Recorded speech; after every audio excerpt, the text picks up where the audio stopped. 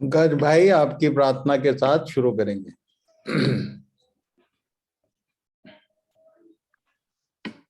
जी भैया,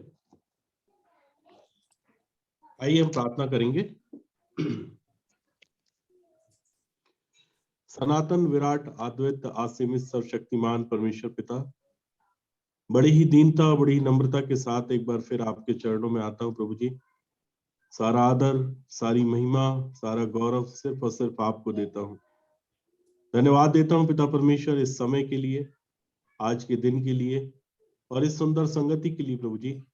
जबकि शेखर भैया के द्वारा पिता परमेश्वर हम सब जूम मीटिंग के द्वारा पिता परमेश्वर एकत्रित हुए हैं और इस पवित्र सभा में पिता परमेश्वर हम आपके उस महान उद्देश्य को, जिसके लिए आपने अपने इकलौते पुत्र अर्थात हमारे उद्धारकर्ता प्रभु यीशु मसीह को इस पृथ्वी पर भेजा, कि हर एक व्यक्ति सत्य को जाने और सत्य के द्वारा स्वतंत्र होने पाए प्रभु जी। और ये डिक्लेरेशन प्रभु स्वयं प्रभु यीशु मसीह ने कहा और हम सबसे पिता परमेश्वर बोला और बातचीत किया कि तुम सत्य को जानोगे और सत्य तुमको स्वतंत्र करेगा। सो पिताजी, आज की इस पवित्र संगति के द्वारा आप शेखर भैया के मुंह से हम सब के द्वारा पिता परमेश्वर हम सब से बोले और बातचीत करें। उनके मुख को अपनी महिमा के लिए आप इस्तेमाल करें प्रभु जी, ताकि पिताजी हम सब पिता परमेश्वर आपके उद्देश्य को, आपकी इच्छा को और आपके काम को अपने जीवन में पूरा करने वाले हो सकें। ऐसा अनुग्रह आप हम सबके जीवन में प्रदान करें प्रभु जी। और पिताजी, प्रार्थना करते हैं कि वो दर्पण जो वो हमको दिखाते हैं प्रभु जी, उसमें हम अपने स्वाभाविक स्वरूप को देखने पाए प्रभु जी, और ना कि सिर्फ स्वाभाविक स्वरूप को देखने पाए, वरन हम ना भूलें प्रभु जी, वरन पिता परमेश्वर आपके राज्य के लिए हम पूरी तरह से तैयार होने पाए प्रभु जी। जैसा कि उन्होंने पिछले दिनों अपने वचन के द्वारा हमें बताया कि एक प्रेरित का सबसे बड़ा कार्य प्रभु जी कलीसिया के लिए यही होता है कि वह पवित्र लोगों को सिद्ध करना चाहता है प्रभु, और यह उनकी प्रेरिताई और उनके कार्य में पिता परमेश्वर हम देखने पाते हैं प्रभु जी। सो पिताजी, वह कड़वे वचन पिता परमेश्वर, वह बीज जो हमारे बीच में वो बोते हैं प्रभु जी, वो हमारी आत्मा, हमारे प्राण, हमारी देह का पूरा पूरा उद्धार करने पाए प्रभु जी, और उनके मुख को अपनी महिमा के लिए इस्तेमाल करें ताकि वो पूरा पूरा प्रचार करने पाए प्रभु जी। कुछ भी ना रख छोड़े, वरन पिता परमेश्वर हमारे जीवन के लिए जो आवश्यक है वह पिता परमेश्वर हमको परोसने वाले हो सके। सो पिताजी, एक बार फिर उनके जीवन के लिए प्रार्थना करता हूँ, उनकी सेवा के लिए, उनके परिवार के लिए, उनके घराने के लिए प्रभु। उन सब पर आप अपने बलवंत हाथ को रखें प्रभु जी और उन्हें संभालें। पिताजी, जितने लोग आपके वचन को सुनते हैं उनको सुनने वाले कान दें, उनकी आंखों को पिता परमेश्वर ज्योतिर्मय करें, उनकी बुद्धि और समझ को खोलें प्रभु जी, ताकि वो हर एक पिता परमेश्वर आपके वचन को जानने और समझने पाए प्रभु। पिताजी, समझ को और बुद्धि को खोलने वाले सिर्फ और सिर्फ आप हैं। इस छोटी सी विनती और प्रार्थना को मैं मेरे उद्धार करता, मेरे प्राणों के स्वामी प्रभु यीशु मसीह के नाम से मांग लेता हूँ। सुनिए और दया से ग्रहण कीजिए। आमीन। आमीन। तो एक बार फिर से भाई पंकज को प्रभु आशीष दे आज की प्रार्थना के लिए। और I welcome again all in the name of Christ. इस अध्ययन में प्रभु हमारी सुधि ले, सहायता करे। जहां तक भी हम समझे हैं, जैसा भी समझे हैं, प्रभु सब बातों को समझने में हमारी सहायता करे और बिना समय गंवाए हम जहां पहुंचे थे वहीं से आगे चलेंगे। और जिनका पढ़ने का भाग है वो बाइबल पढ़ेंगे इंग्लिश में, हिंदी में, जब जब जैसी जरूरत होगी। सो प्रकाशित वाक्य 9 अध्याय उसके 9, 10, 11 को कल हमने पढ़ के एंड किया था, फिर से वहीं से लिंकअप करेंगे। पढ़िए। प्रकाशित वाक्य 9, 9 से 11। और वे लोहे की सी झिलम पहने थे और उनके पंखों का शब्द ऐसा था जैसा रथ हो और बहुत से घोड़ों का जो लड़ाई में दौड़ते हो, और उनकी पूंछ बिच्छुओं की सी थी और उनमें डंक था। और उन्हें 5 महीने तक मनुष्य को दुख पहुंचाने की जो सामर्थ थी वह उनकी पूंछों में थी। अथाह कुंड का दूत उन पर राजा था। उसका नाम इब्रानी में अब्दोन और यूनानी में अपुल्योन है। यहाँ तक हमने पढ़ा था। और कल एक प्रश्नोत्तरी में बहुत सारे लोग का अध्ययन किया हुआ है पर नाम कंफर्म नहीं हो रहा था। जैसे अथाह कुंड का दूत उनका राजा था, उसका इब्रानी में नाम भी बताया और ग्रीक में भी नाम बताया, पर अथाह कुंड को क्या बोलते हैं ये कल मैंने पूछा था और कंफ्यूजन हो रहा था। मैं जब प्रार्थना में था, प्रभु ने मेरी सहायता की। एक भाई से सवेरे मेरी बातचीत हो रही थी, मेरा अच्छा प्रिय भाई है और इन सब बातों के साथ मेरे साथ सालों से वो अध्ययन में है। और हम दोनों जब बात कर रहे थे तो वो बोल रहे थे कि नहीं नहीं मैं लिख के रखा हूँ और आपने ये बताया नहीं है। कई बार मैं बहुत सी सारी चीजों को लिखता नहीं हूँ, वर्बल बोलता हूँ। पर प्रभु ने बोला कि बेटा ये अंडरवर्ल्ड के विषय में सीखने सिखाने का मौका आएगा नहीं आएगा इसके बारे में ना मैं बोल सकता ना तू बोल सकता, पर मोटी मोटी जानकारी तो दे ही दो कि अंडरवर्ल्ड के कितने पार्ट हैं। इसको हम लोग आज देख के फिर आगे चलेंगे। सबसे पहले मैं आज कुछ एक विशेष बात बताना चाहता हूँ। ये आपके विजन में स्क्रीन में दिखाई दे रहा होगा। ये काहे का पिक्चर है, कोई बताएगा? एनीवन? ये क्या है? वॉर सिमेट्री है। Very good. कम से कम एक चीज तो पहचानते हैं हम लोग कि जहां बहुत सारे क्रॉस खड़े हों वो पक्का कोई पार्क तो होगा नहीं। और ये बहुत सिस्टमेटिक एक अच्छा देखने लायक ग्रेवयार्ड, पर ये है ग्रेवयार्ड, इसमें कब्रें नहीं दिख रही हैं, पर इसमें इन लोगों का अपना एक पैटर्न है जिसमें उन्होंने कब्र के ऊपर कब्र को बनाया नहीं है, पर उसकी पहचान के लिए इसमें वो लिखा हुआ है। मतलब ये इन लोगों ने, अब काहे का है I don't know, but cross खड़े हैं। ये ग्रेवयार्ड है, ये हम जानते हैं, और मसीही ग्रेवयार्ड। इससे जुड़ी हुई एक विशेष बात, एक कड़वा सच आज मैं आपको बताना चाहता हूं। वैसे ये सारा काम मैं करता नहीं हूं, पर विषय से जुड़ा हुआ है, इसलिए प्रभु ने मुझसे कहा कि बेटा ये बताए बिना आगे बढ़ना मत। मैं आपको एक प्रैक्टिकल एक्सपीरियंस जो मेरा है, जिसको प्रभु ने बोला मुझे कि इसको बताना जरूर इनको, इसलिए मैं उसके आदेशानुसार इसको बता रहा हूं। नहीं तो मैं ये सब बात करता नहीं हूं कभी, कहाँ क्या हुआ।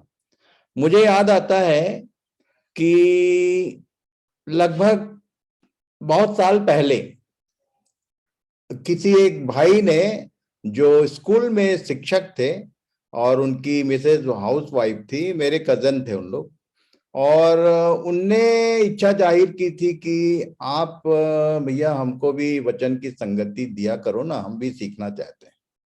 मैं सरल हृदय से चल दिया और वो किसी एक चर्च के मेंबर थे।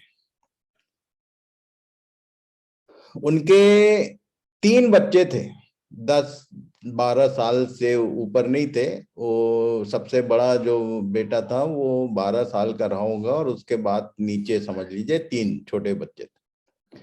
और वहाँ हम लोग अध्ययन किया करते थे और मैं अक्सर जाता था। मैं जहाँ रहता था रेजिडेंशियल प्लेस कोरबा से लेके और करीब 200 किलोमीटर ऐसा मैं उधर एरिया में फील्ड में मेरा काम रहता था, तो मैं जाता था और उनके यहाँ जरूर रुक के बाइबल स्टडी किया करते थे हम लोग, बड़े आनंदित। अचानक एक दिन पास्टर जी आए। मेरा उनसे परिचय नहीं था। उनके जो लोकल पास्टर हैं वो आए और वो अपने हाथ में एक बुकलेट लेके आए थे, उनके चर्च का रूल रेगुलेशंस का एक वो था। बोले आप घर में परमेश्वर का वचन अध्ययन आप ध्यान से सुनिए सारे लोग, ये हमारे आज के जीवन में भी ना जाने कितने लोग इससे जुड़े होंगे।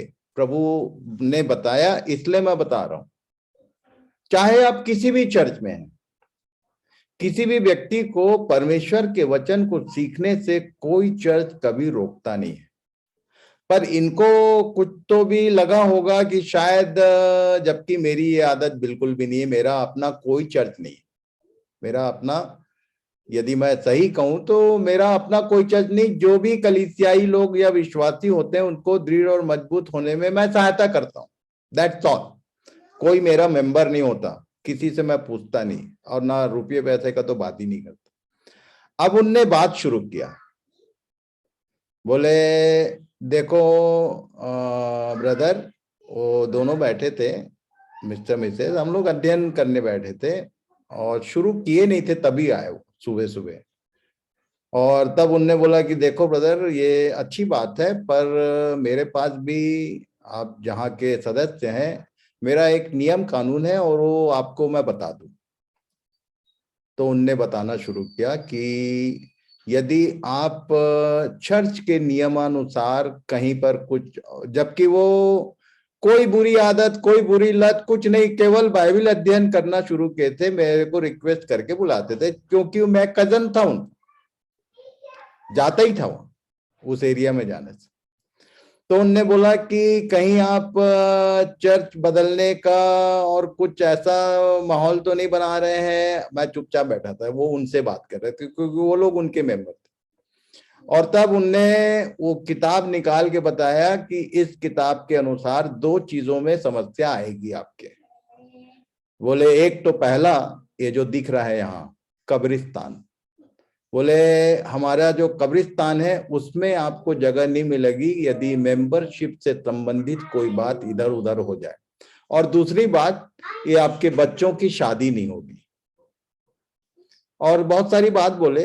जब शांत हुए तो उन लोग एकदम भौचक के बैठे थे कि ये सब से तो कोई मतलब ही नहीं था, चर्च जाना बंद किए नहीं थे, चांदा भी दे रहे हैं, दान भी दे रहे हैं, एवरीथिंग वाज देयर। पर अचानक इनको कुछ हुआ, क्या समझ में आया क्या नहीं, पर उनने आके अपना जिम्मेदारी समझा दिया। अब सब लोग तीनों चुप हो गए, मैं भी चुप बैठा था, बच्चे छोटे थे, स्कूल गए थे। मैं बोला, थोड़ा शांत रहने के बाद मैंने पूछा कि आप पास्टर जी, आप जो भी हैं, पर कुछ बोलूं क्या मैं? वो हंस दिए, बोले कि हाँ क्यों नहीं, बोलिए। मैं बोला, आपका ये जो किताब है इसके अनुसार अभी बच्चे 10 साल से ऊपर नहीं है, तो कम से कम 15 साल, इनमें से किसी की शादी 25-30 साल, लड़का बड़ा था, तो मैं बोला 25-30 साल का जब तक नहीं होगा तो 15 से 20 साल तक शादी के लिए आपकी जरूरत नहीं है, क्योंकि इनका शादी होना नहीं है। अब ये लोग दोबारा तो करेंगे नहीं, बच्चों की करेंगे, और उसमें अभी टाइम है, 20 से 30 साल लगेंगे। उतने साल आपका वो वाला काम के लिए आपके चर्च की जरूरत है। दूसरी बात, आप क्या सोचते हैं कि ये दोनों कितने दिन में मरने वाले हैं?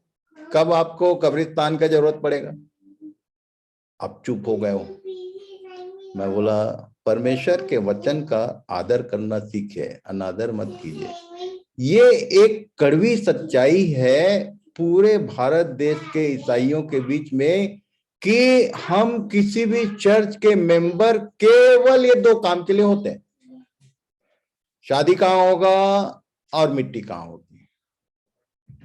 और इसके लिए एक सिंपल, आप चर्च जाओ मत जाओ आपको कोई पूछेगा नहीं, आपका उनका मंथली जो फी है that you have to, even कई बार कोई व्यक्ति चर्च के बाहर का भी डेथ हो जाता है तो एक नॉमिनल फी ठहराते हैं चर्च के कमेटी के लोग, और तब उनको अपने कब्रिस्तान में दफना देते हैं, उनको फीस से मतलब है।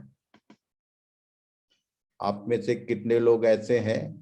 बी केयरफुल, ये कब्रिस्तान में जगह तो मिलेगा, पर ये जो देह है ये तो सड़ गल जाएगी, और मांस और लोहू, वैसे ही लिख दिया पौलुस ने कि मांस और लोहू जो है वो परमेश्वर के राज में वैसे भी नहीं जाने वाला है।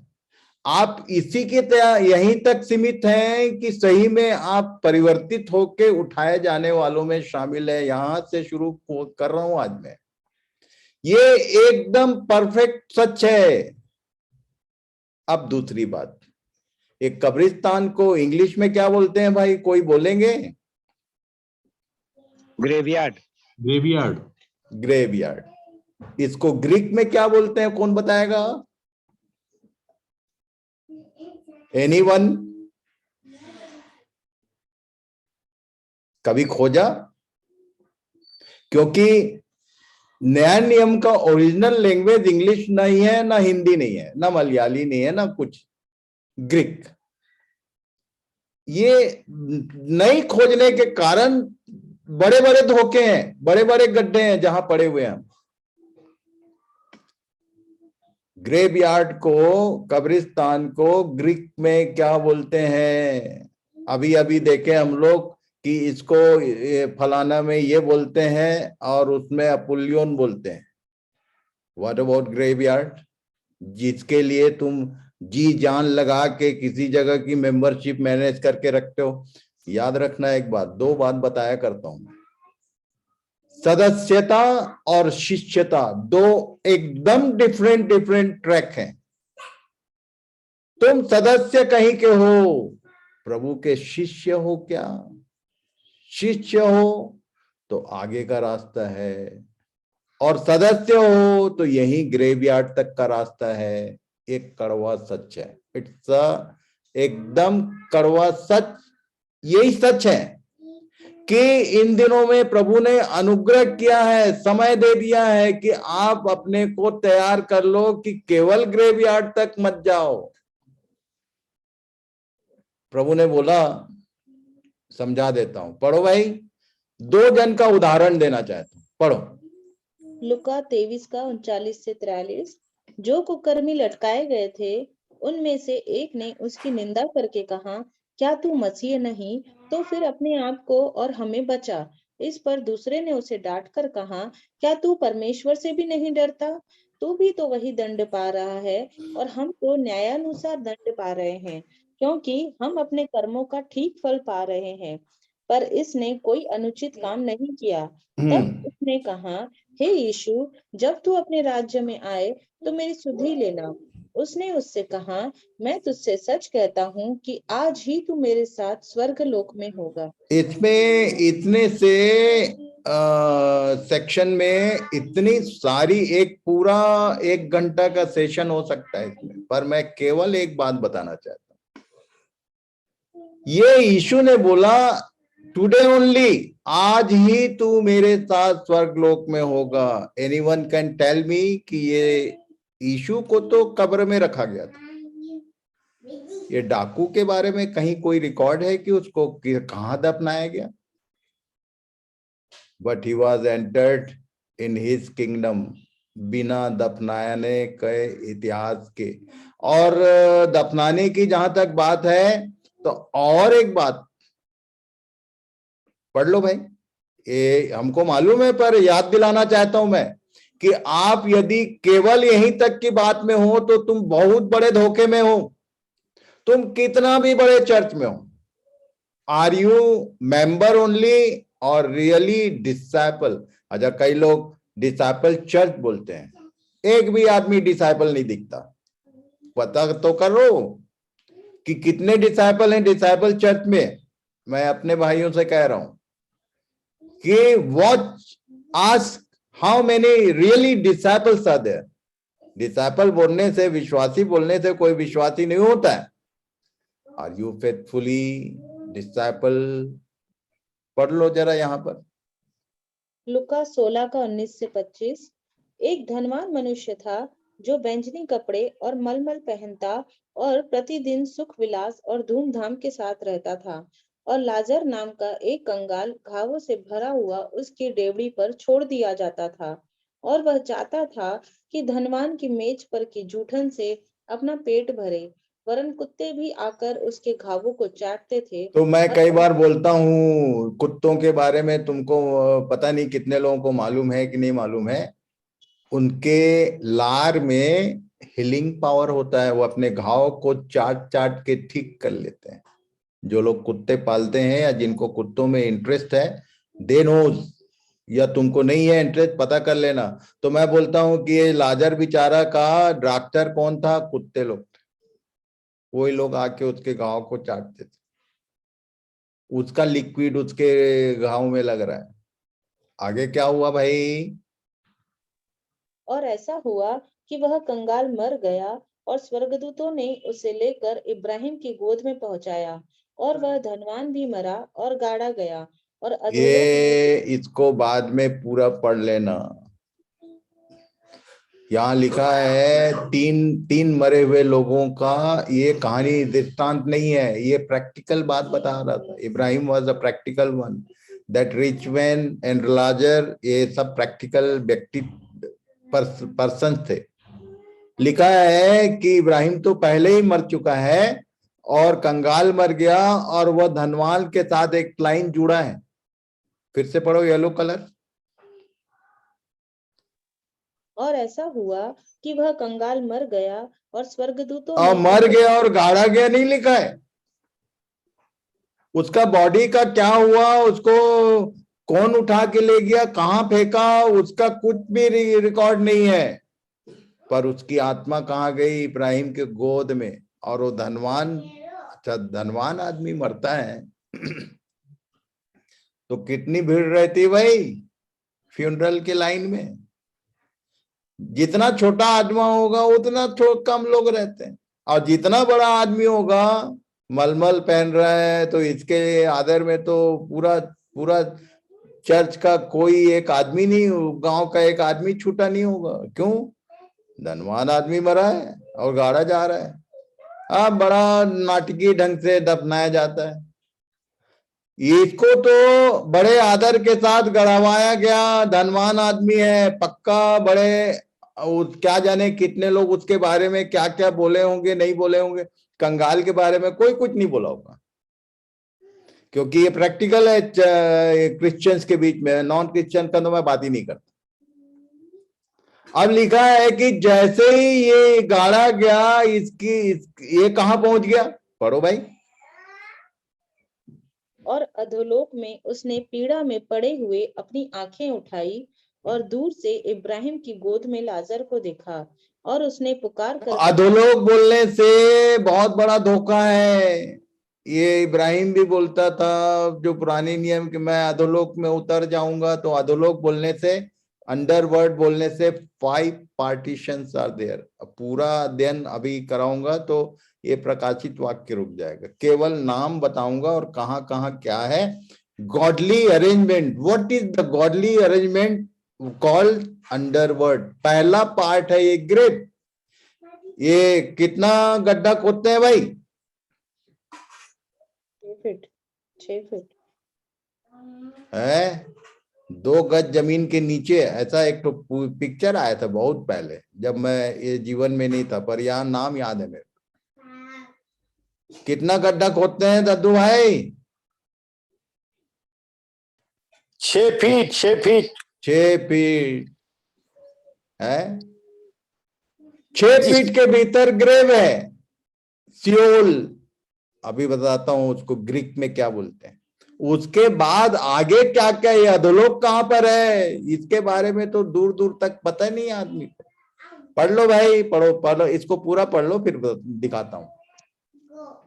और उसने पुकार कर कहा, हे पिता इब्राहिम, मुझ पर दया करके लाजर को भेज दे, ताकि वह अपनी अंगुली का सिरा पानी में भिगोकर मेरी जीभ को ठंडी करे, क्योंकि मैं इस ज्वाला में तड़प रहा हूँ।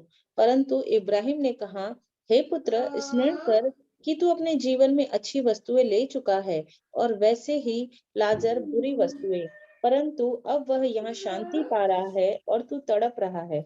इसका मतलब ये नहीं बोल रहा हूं मैं कि आप अपना खाना पीना त्याग दो, कपड़ा लत्ता पहनना बंद कर दो, ऐसा नहीं।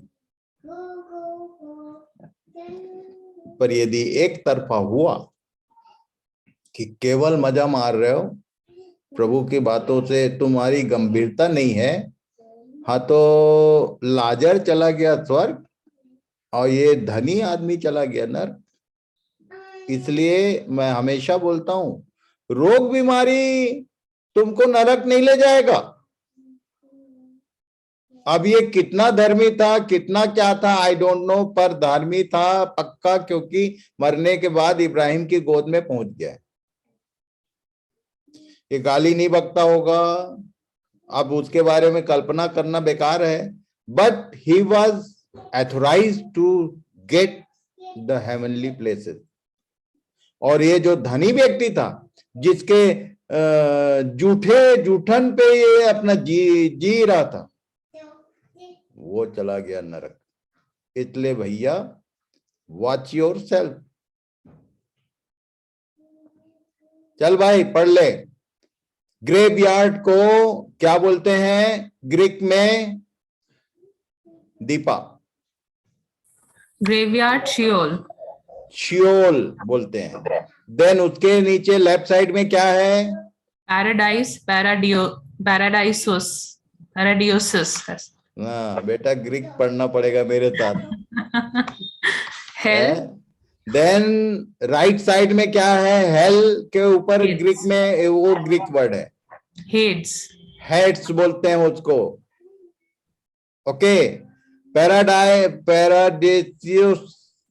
अब मेरे से भी प्रोनाउंस नहीं हो रहा है, कंटिन्यू नहीं हूं। ये मैं भेज रहा हूं सबके पास, कम से कम नाम तो रहेगा, इसको खोजना, क्योंकि इनका सीधा संबंध हम लोगों से है। और बॉटमलेस पिट को बोलते हैं अबीस, ये नीचे लिखा हुआ बीचों बीच।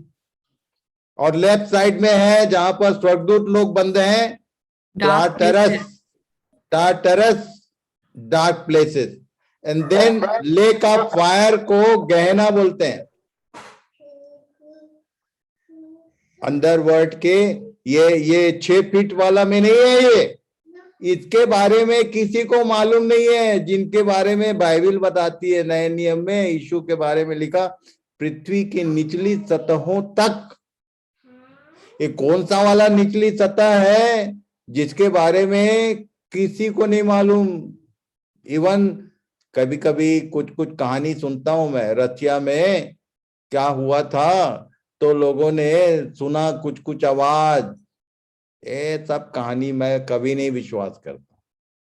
क्या बोला था लाजर और इब्राहिम ने उसको, इब्राहिम ने धनवान को क्या बोला था कि ना तो यहां से उधर कोई जा सकता है, ना उधर से इधर कोई आ सकता है। These are the hidden places, जिसको आदमी नाम का व्यक्ति नहीं जान सकता, वहां तक जा ही नहीं सकता।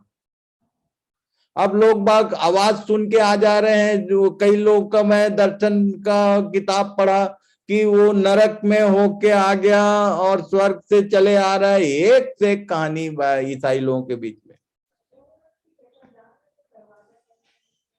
कंफ्यूज मत हो जाना,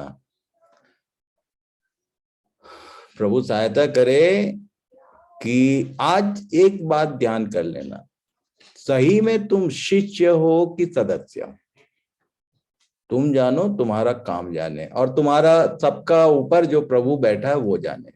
मेरा काम बताना है। आगे पढ़ो भाई, चलो अपन एंटर करते हैं। The things after the rapture, the sixth trumpet, tribulation period of 7 years. पहली विपत्ति बीती है।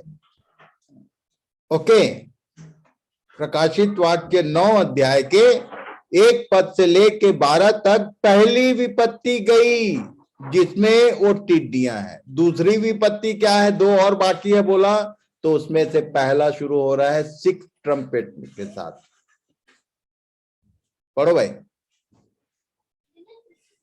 प्रकाशित वाक्य 9 का 12 से 14। पहली विपत्ति बीत चुकी, देखो अब इनके बाद 2 विपत्तियां और होने वाली है। और जब 6वें स्वर्गदूत ने तुरही फूकी, तो जो सोने की वेदी परमेश्वर के सामने है, उसके सींगों में से मैंने ऐसा शब्द सुना, मानो कोई 6वें स्वर्गदूत से, जिसके पास तुरही थी, कह रहा है कि उन 4 स्वर्गदूतों को जो बड़ी नदी फुरात के पास बंधे हुए हैं, खोल दे। छठवीं तुरही फूंकी गई है। अब क्या क्या हो रहा है जरा देखते हैं। हाँ पढ़ो भाई। और वे चारों दूत खोल दिए गए जो उस घड़ी और दिन और महीने और वर्ष के लिए मनुष्यों की 1/3 के मार डालने को तैयार किए गए थे। और फौजों के सवारों की गिनती 20 करोड़ थी। मैंने उनकी गिनती सुनी और मुझे इस दर्शन में घोड़े और उनके ऐसे सवार दिखाई दिए जिनकी झिल में आग और धूम्रकांत और गंधक की सी थी। और उन घोड़ों के सिर सिंहों के सिरों के से थे और उनके मुंह से आग और धुआं और गंधक निकलती थी। एक पूरा क्या है, डिमोनिक आर्मी। कितना गिनती सुना? 20 crores. 20 करोड़। ये लिखित में है भाई। दूसरा, पहला वाला का तो गिनती नहीं था टिड्डियों का। ये इधर डीमंस आर्मी है जो क्या क्या चीज यूज करेंगे, आग, धुआं और गंधक। आगे देख लेते हैं, पढ़ो। इन तीनों मरियों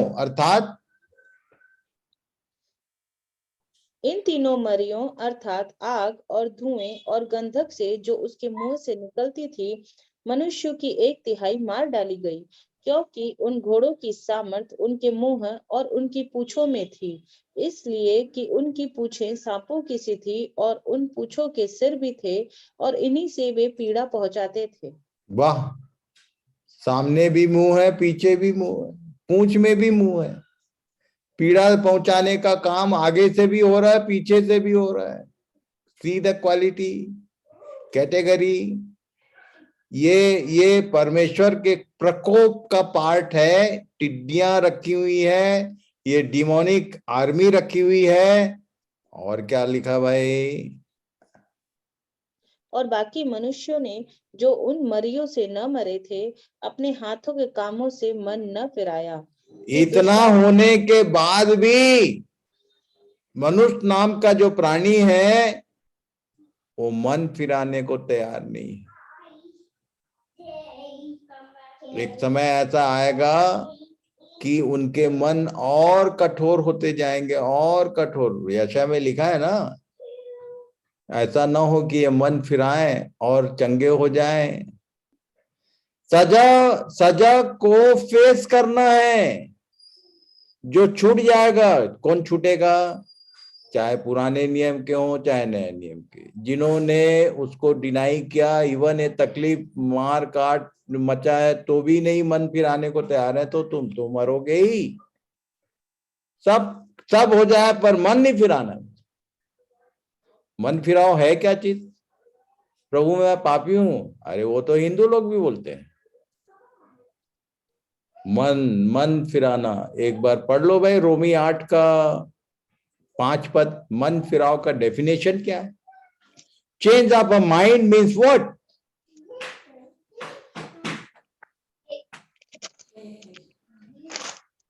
क्योंकि शारीरिक व्यक्ति शरीर की बातों पर मन लगाते हैं, परंतु आध्यात्मिक आत्मा की बातों पर मन लगाते हैं। मन कहाँ लगा हुआ है तुम्हारा? आज भी मौका है मन फिराने का, कि अब तो लगा लो मन परमेश्वर की बातों में। शरीर की बातों में दिन रात मत मगन रहो, परमेश्वर की बातों में मन लगा लो। उसी को आध्यात्मिक बोलते हैं। और 8 पद में क्या लिखा भाई?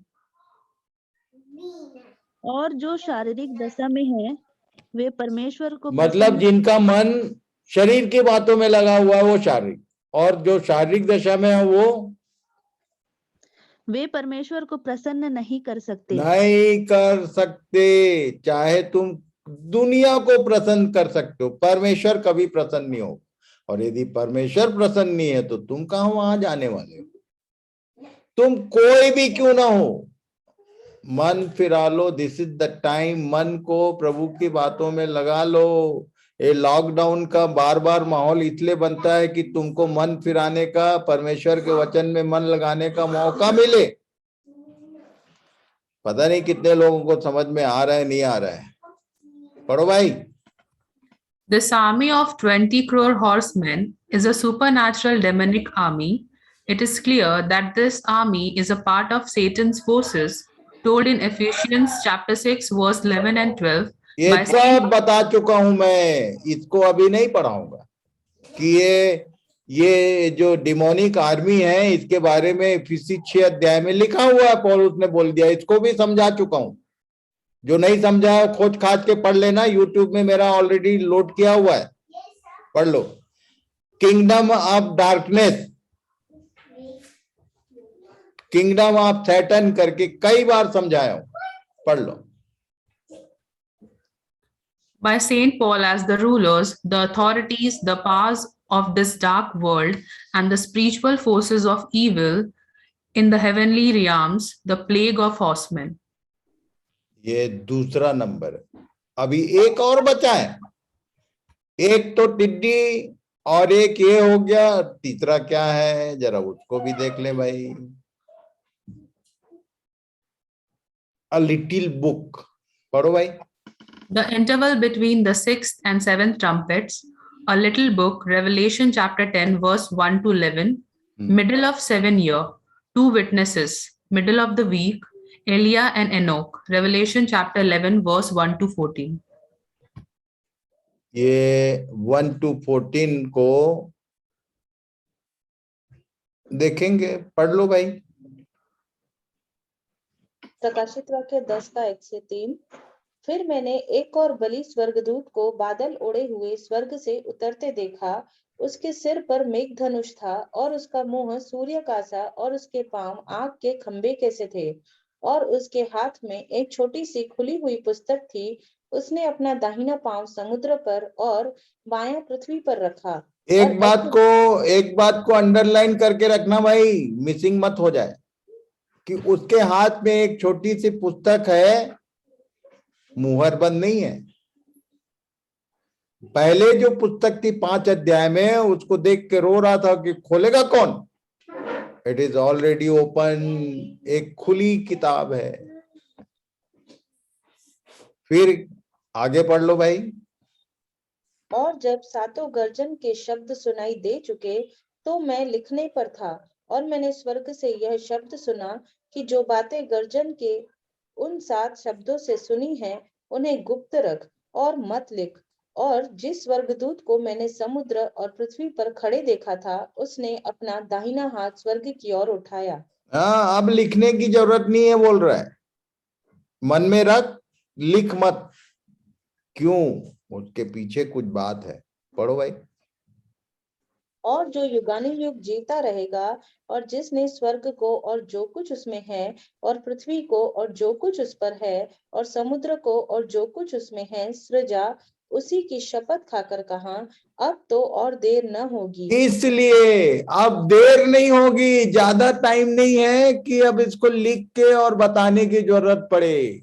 मत लिख बोला, अब तो देर ना होगी। आगे पढ़ो।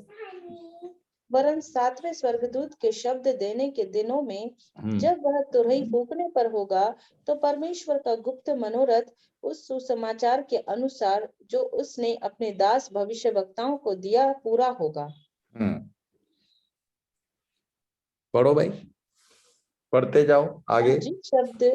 जिस शब्द करने वाले को मैंने स्वर्ग से बोलते सुना था, फिर मेरे साथ बातें करने लगा कि जा, जो स्वर्गदूत समुद्र और पृथ्वी पर खड़ा है उसके हाथ में की खुली हुई पुस्तक ले ले।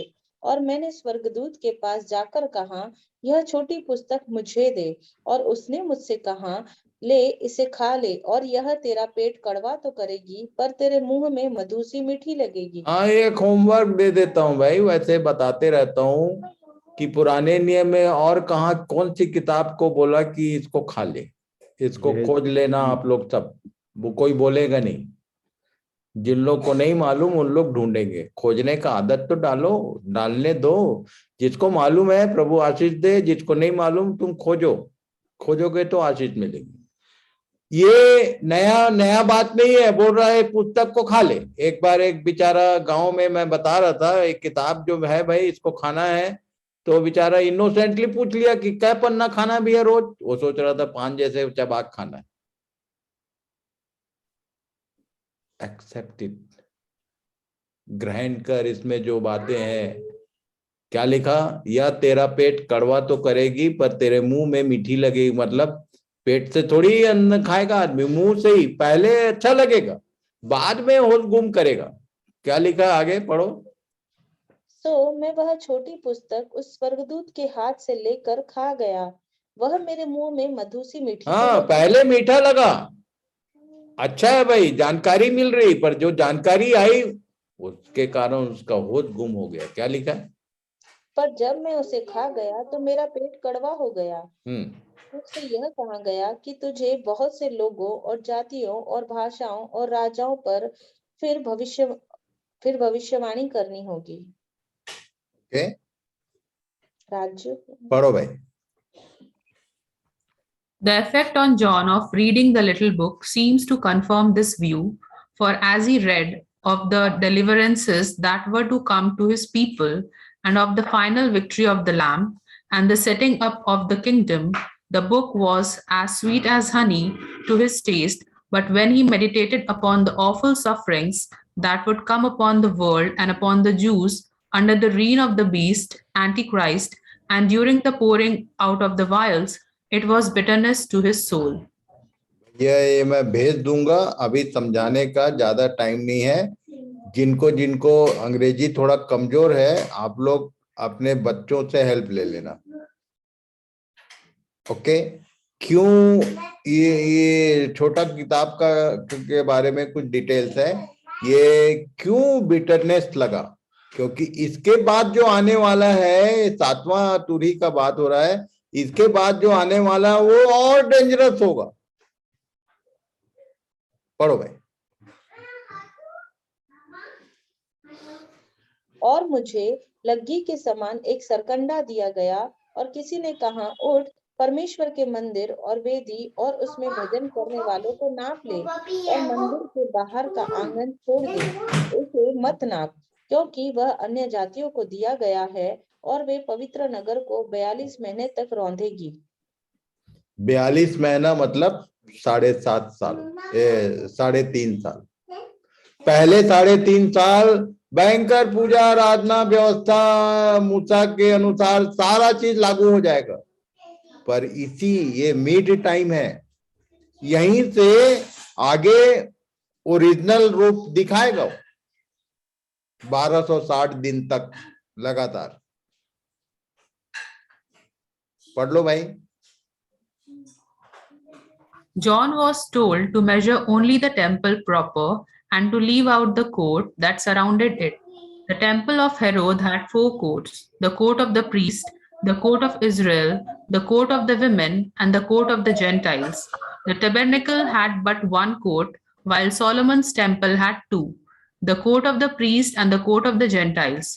As the court of this new temple, as well as the holy city Jerusalem, is to be trodden under foot of the Gentiles for 42 months or 3.5 years, this period must refer to the last half of the 70th week, after Antichrist breaks his covenant with the Jews and discreates the temple, for Jerusalem must be trodden down of the Gentiles until the times of the Gentiles is fulfilled. Luke 21:24, and that will not end until the battle of Armageddon. ये सब को समझ लेना, ये clear explanation है। मंदिर हेरोद के मंदिर का क्या रूप रंग था, और जब सुलेमान का मंदिर आया, अभी जब ये एंटी क्राइस्ट आके मंदिर को फिर बनाएगा तब कितने कोर्ट होंगे, और फाइनली 21 अध्याय में जो मंदिर आने वाला है उसको तो मैं छुआ नहीं हूं, उसमें कितने कोर्ट होंगे। 21 और 22 अध्याय को 20-30 बार पढ़ लेना जरा, इतवार आ रहा है परसों, 20-30 बार पढ़ना तो शायद कुछ हवा लगेगा कि उसमें कितने कोर्ट होंगे जो नया आने वाला है।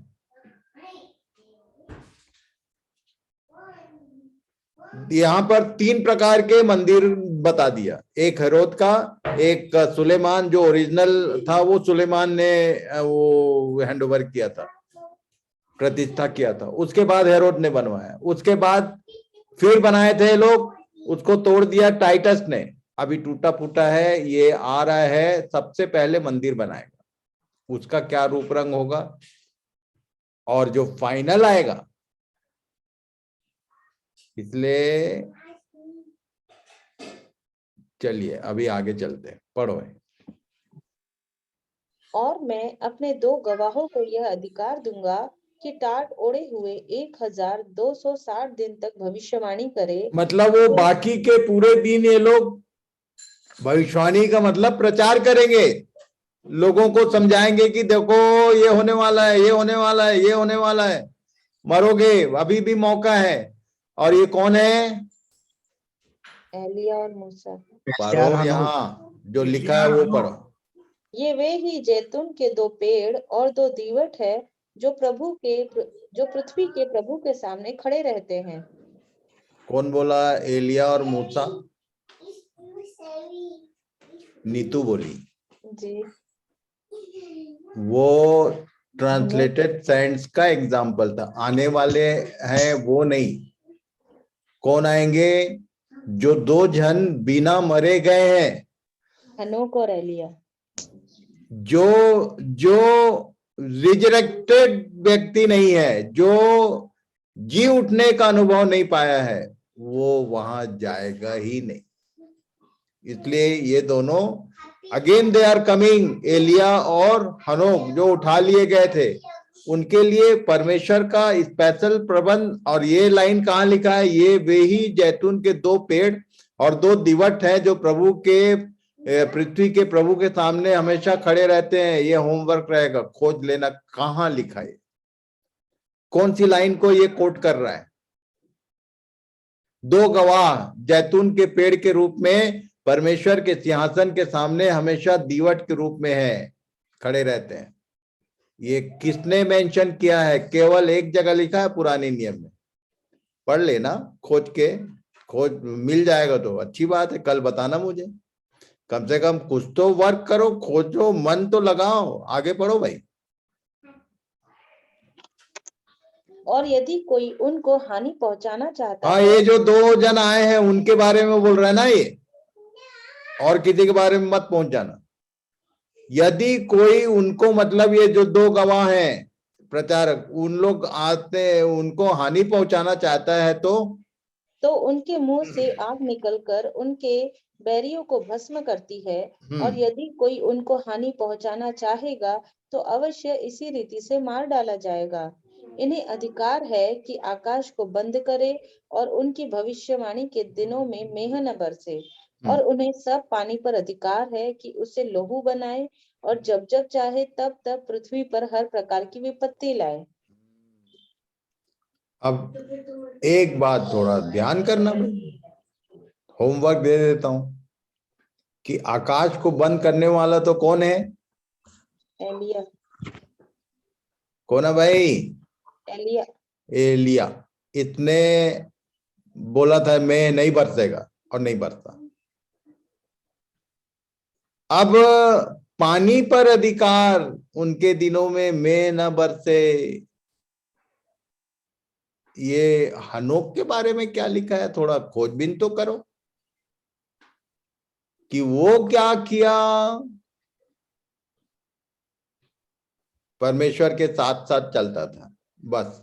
इससे ज्यादा आगे मालूम है क्या कि क्या किया? वो खोजना जरूर बहुत सारे लोगों को मालूम है। मुंबई वाले सेशन में ऑलरेडी ये स्टडी कराया हुआ है।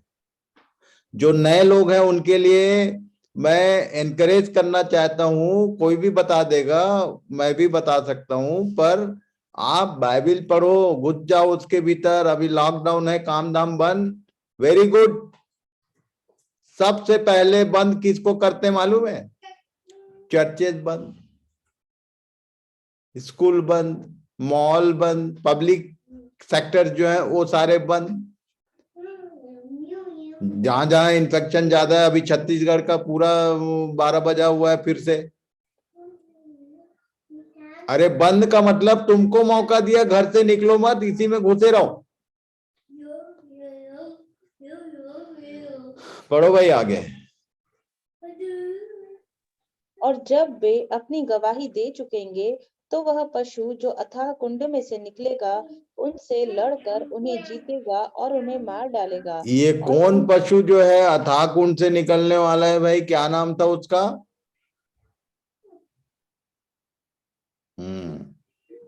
आगे बढ़ो। अथाह कुंड का बड़ा रोल है। टिड्डियां वहीं, ये पशु वहीं, वो राजा वहीं, और फाइनली शैतान को बांध के उधर ही 1000 साल के लिए। परमेश्वर का किया हुआ प्रबंध वेरी सिस्टमैटिक होता है। उसका रोल है। लिखा है पशु जो अथाह कुंड में से निकलेगा उन्हें वही जीतेगा और उनको मार डालेगा। फिर क्या होगा? और उनकी लोथें उस बड़े नगर के चौक में पड़ी रहेगी जो आत्मिक रीति से सदोम और मिस्र कहलाता है, जहां उनका भी प्रभु भी क्रूस पर चढ़ाया गया था। ये सदोम और मिस्र क्यों बोलते हैं भाई? थोड़ा सोचो तो सही, विचार तो करो। ये किसके लिए आ रहे शब्द? क्रूस पर चढ़ाया गया कहां पर? बोलो भाई, क्रूस पे कहां चढ़ाया उसको? यरूशलेम। यरूशलेम नगर के हिल टॉप गोलगाता में। इसको सदोम और मिस्र बोलता है। क्यों सदोम और मिस्र बोला भाई? मिस्र में क्या हुआ था और सदोम में क्या हुआ था और यरूशलेम में क्या होने? अब सब चीज को छोटे बच्चे लोग जैसा बताऊंगा तो कैसे बनेगा? थोड़ा सोच विचार तो करो, मनन करो, ध्यान करो, परमेश्वर की आत्मा से गिड़गिड़ाओ कि प्रभु हमको बता, इसको सिखा, हमको होमवर्क। आगे पढ़ो। और सब लोगों और कुलों और भाषाओं और जातियों में से लोग उनकी लोथें 3.5 दिन तक देखते रहेंगे और उनकी लोथें कब्र में रखने न देंगे, और पृथ्वी के रहने वाले उनके मरने से आनंदित और हाँ, जिन लोग मन फिराने को तैयार नहीं है वो लोग तो खूब, क्या लिखा है, आनंदित और मगन होंगे और भेंट भेजेंगे और क्या क्या करेंगे। क्यों? इन दोनों भविष्यवक्ताओं ने पृथ्वी के रहने वालों को सताया था। वो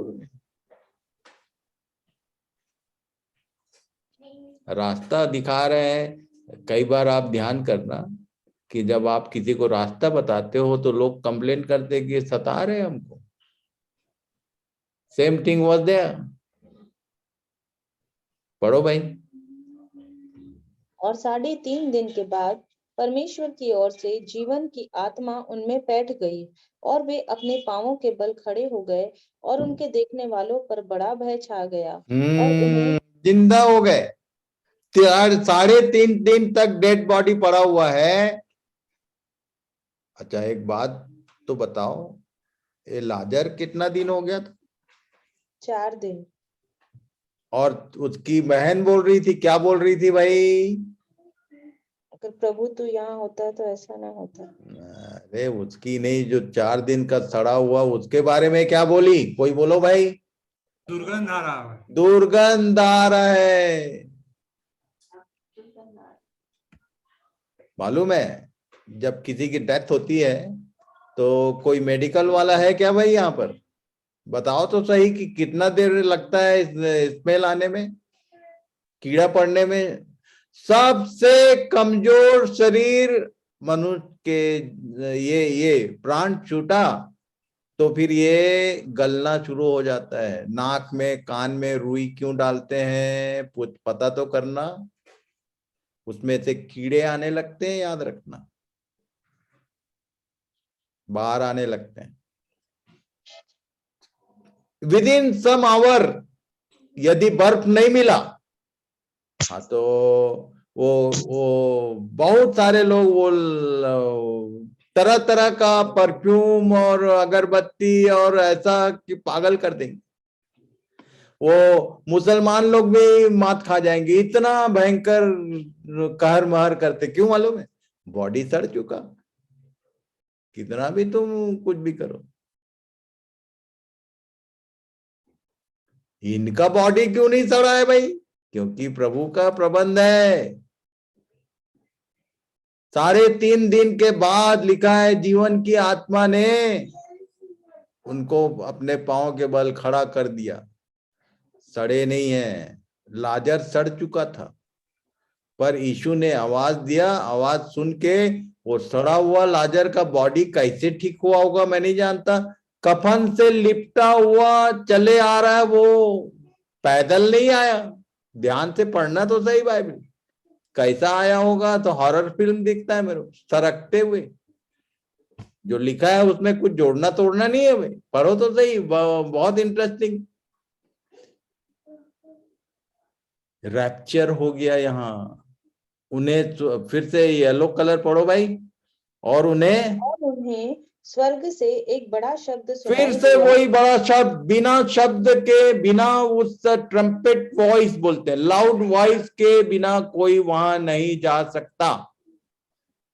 यूहन्ना ने भी सुना था बड़ा शब्द, कलीसिया ने भी बड़ा शब्द, लाउड वॉइस, एक ट्रम्पेट, लास्ट ट्रम्पेट बोलता है। यहाँ ये दोनों भी, इनको भी सेम कॉल, एक बड़ा शब्द सुनाई दिया, यहाँ ऊपर आ जाओ। फिर यह सुन वे बादलों पर सवार होकर अपने बैरियों के देखते देखते स्वर्ग पर चढ़ गए। रैप्चर, कितने रैप्चर हो गए इसको जरा गिनती तो करना। मैं एक दिन एक लाइन से बताया था, 7 रैप्चर हैं, खोजना, homework in the book of revelation, not out of book of revelation. यदि देखा जाए तो वो हनोक भी, जो पहला, उसको भी रैप्चर बोलते हैं, उठाया जाना, और एलिया भी उठाया गया। अब दोबारा यहाँ पर it was second time in Revelation, 7 raptures are there. Count तो करना जरा, होमवर्क करो, होमवर्क करो, खूब खूब पढ़ना। कुछ नहीं, अभी कितना अध्याय पढ़ लिए, 11 तक तो पहुंच ही गए। बचा कितना भाई? आधा बचा है। 11 दूनी 22 चैप्टर हैं। पढ़ लेना, पढ़ लेना, 11 चैप्टर कम से कम इतवार को पढ़ लेना पूरा। बाकी तो पढ़ ही लिए, और मार्क लगाना। सारे लोग को बोल रहा हूं मैं, चाहे तुम पास्टर हो, प्रचारक हो, नए विश्वासी हो, पुराने, काउंट करना। इसको जानबूझ के मैं हटा दिया हूं, स्लाइड में रखता था, पर तुम खोजो तो सही। कई लोगों को बताया, पहले जब अध्ययन कराता था तो बताता था, अभी बंद कर दिया हूं, इसलिए कि तुम खोजो, एक अच्छे खोजी बनो। ओके, आगे पढ़ो भाई। फिर उसी घड़ी एक बड़ा बुईढोल हुआ और नगर का 10वां अंश गिर पड़ा, और उस बुईढोल से 7,000 मनुष्य मर गए और शेष डर गए, और स्वर्ग के परमेश्वर की महिमा की। दूसरी विपत्ति बीत चुकी, देखो तीसरी विपत्ति शीघ्र आने वाली है। अब ये दूसरी विपत्ति कुल मिला के क्या हुई, इसको खोजना भाई, समझना। पहली थी टिड्डी, दूसरी क्या, उसके साथ और क्या क्या हुआ। अब तीसरी विपत्ति शीघ्र आने वाली है। यहां से आगे कल देखेंगे। May God bless you all. आज इन्हीं बातों पे ध्यान लगाओ। और एक ही चीज शुरू में जो बोला हूं, are you really a member of any church? इसका मतलब ये नहीं कि मेंबर होना बुरा है। In the same time you may be a good disciple. Membership में कोई मनाही नहीं है कि तुम परमेश्वर के जन बनो। ये हमारा साइकोलॉजी है, हमने अपने मन बना के रखा हुआ है कि ये ऐसा लगता है कि मान लो हम ज्यादा बाइबल पढ़ने लग जाएंगे तो कोई सजा, कोई कानून हमारे ऊपर लागू हो जाएगा। कभी नहीं। कोई परमेश्वर का जन यदि सही परमेश्वर का जन है और आप बाइबल पढ़ने लग जाओगे, और यदि आप सही परमेश्वर के जन बन जाओगे, तो आप उसकी सेवा में सहायक बन जाओगे। इसलिए डरने की जरूरत नहीं है। ये तो आशीष की बात है, ये आनंद की बात है कि अंत प्रभु के आने के ठीक पहले वो हमको चिता रहा है कि be good disciple of him. क्योंकि यदि केवल सदस्य रहोगे, केवल कब्रिस्तान तक का तुम्हारा नाता है, हाँ, तो तुमको मरने से कोई नहीं बचा सकता। प्रभु सहायता करे, इसकी गंभीरता को समझो। सारे लोग ईमानदारी से अपने अपने, ये इट्स वेरी इंडिविजुअल जॉब, एकदम इंडिविजुअल है ये, कि तुम सही में उसके शिष्यता के रेंज में आ रहे हो कि नहीं। अच्छा, शिष्यता के बारे में मेरे को तो एक बनारस में एक पंडा ने बाइबल दिया, उसने पूछ लिया पलट के, एक हाथ दिखाओ मेरे को। मैं बोला मेरे साथ हाथ दिखाता हूं तेरे को, तेरा खाना, तेरा किराया, तेरा सब चीज मेरा, तुम मेरे साथ रहो, और जो लिखा है वो है कि नहीं देखना। क्या लिखा है भाई? लुका 14:26 पढ़ तो लो। शिष्य बोलने से क्या चाहिए? रुपया पैसा? भाई मेंबरशिप तो देना पड़ेगा। कहीं का गवर्नमेंट लॉ है, वो रजिस्ट्रेशन, तुम्हारा रजिस्टर्ड सोसाइटी है, तो you have to be a member. पर दैट इज, यदि उतने ही में तुम संतुष्ट हो तो तुम मारे जाओगे। मैं भी मेंबर हूं यहां लोकल चर्च, पर वो अपनी जगह है। शिष्य हो क्या? पढ़ो भाई 26। यदि कोई मेरे पास आए और अपने पिता और माता और पत्नी और लड़के वालों और भाइयों और बहनों वरन अपने प्राण को भी अप्रिय ना जाने, शिष्य होने के लिए यदि इनमें से कोई व्यवधान बनता है तो हटा दो। नो बाप, नो माँ, नो पत्नी, नो भाई, नो बहन, नो पति, कोई नहीं भैया। इसका मतलब इनको सबको हटाने का नहीं है। मैं समझा दूं, इब्राहिम को बोला था अपने लड़के को चढ़ा दे, तो क्या सही में परमेश्वर बलिदान खोज रहा था? ना, वो देखना चाहता था कि सही में ये मेरे को प्रथम स्थान दे के अपने बेटे को मेरे लिए त्याग सकता है क्या? त्यागने नहीं दिया। You have to approve, you have to prove कि really you are a disciple. क्या बोला? फिर से पढ़ना भाई एक बार। कई लोग बोलते हैं कि भाई मेरा आदमी ऐसा है, मेरा पत्नी वैसा है, मेरा माँ ऐसा है, मेरा बाप नहीं करने दा रहे। कोई कुछ नहीं कर, तेरा मन के भीतर में कोई घुसता क्या? बहानाबाजी बोलता हूं मैं इसको। तुम्हारे मन में क्या चल रहा है किसको मालूम है? तेरे बाप को कि तेरे माँ को? उसको बोलने दो जो बोलना है मन में। इसलिए बोला मन फिराओ। पढ़ो, आगे पढ़ो। यदि कोई मेरे पास आए और अपने पिता और माता और अपनी पत्नी और लड़के वालों और भाइयों और बहनों वरन अपने प्राण को भी अप्रिय ना जाने, तो वह मेरा चेला नहीं हो सकता। याद रखना, ये पहला शर्त है, डिसाइपलशिप। दूसरा क्या है? आगे पढ़ो। और जो कोई अपना क्रूस ना उठाए और मेरे पीछे ना आए, वह भी मेरा चेला नहीं हो सकता। तकलीफ उठाना पड़ेगा। तुम तैयार नहीं हो तो लाजर जैसे तैयार रहो कहां जाने के लिए। तीसरा 33 पढ़ो। इसी रीति से तुम में से जो कोई अपना सब कुछ त्याग ना दे, तो वह मेरा चेला नहीं हो सकता। फिर से पढ़, तेरा नेटवर्क गया, फिर से पढ़। इसी रीति से तुम में से जो कोई अपना सब कुछ त्याग ना दे, तो वह मेरा चेला नहीं हो सकता। अरे वैसे ही जिस दिन सांस रुकेगा तो सब तो अपने आप त्याग हो जाएगा। अभी कर दो ना। क्या लेके जाओगे? क्या क्या लेके जाने वाले हो भाई? अभी पहले ही त्याग के चेला में रजिस्ट्री करवा लो।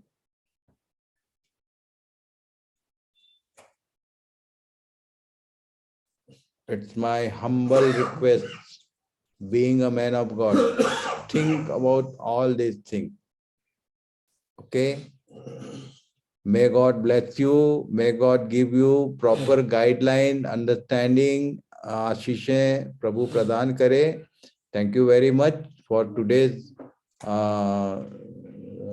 अध्ययन में शामिल होने के लिए। प्रभु आप सबों को आशीष दे। सो आज हम लोग सुलेखा फ्रॉम टाटा, उसकी प्रार्थना के साथ आज की ये मीटिंग समाप्त करेंगे। सुलेखा चौहान, हाँ भैया, शालोम। शालोम, प्रार्थना करो। धन्यवाद धन्यवाद अनुग्रहकारी खुदावन बाप, हम तेरे नाम का धन्यवाद करते हैं पिता। ये समय है प्यारे प्रभु जब हम इतने सुंदर स्टडी करते हैं, हम अपने आत्माओं को जांचे प्यारे पिता कि हम किस गहराई में हैं प्यारे प्रभु। दया और अनुग्रह करना पिता, ताकि हम अपने आत्मा को बचा सके प्रभु और आपके स्वर्ग राज के अधिकारी हो सके। हमारे शरीर प्राण आत्मा सब तू ग्रहण योग्य कर पिता, हमें शुद्ध और पवित्र कर प्रभु, ताकि हम अपने जीवन में और जितना दिन हम इस पृथ्वी पर रहते हैं प्रभु, अपने आप को आपके अनुसार चलाने वाले हो सके। हम भैया के लिए भी धन्यवाद देते हैं कि वे हमें इतने अच्छे आत्मिक रूप से मन्ना देते हैं प्रभु। हम उसे खाएं प्यारे पिता और बार बार खाएं, क्योंकि जितना बार हम खाएंगे उसका स्वाद और बढ़ते जाता है प्रभु।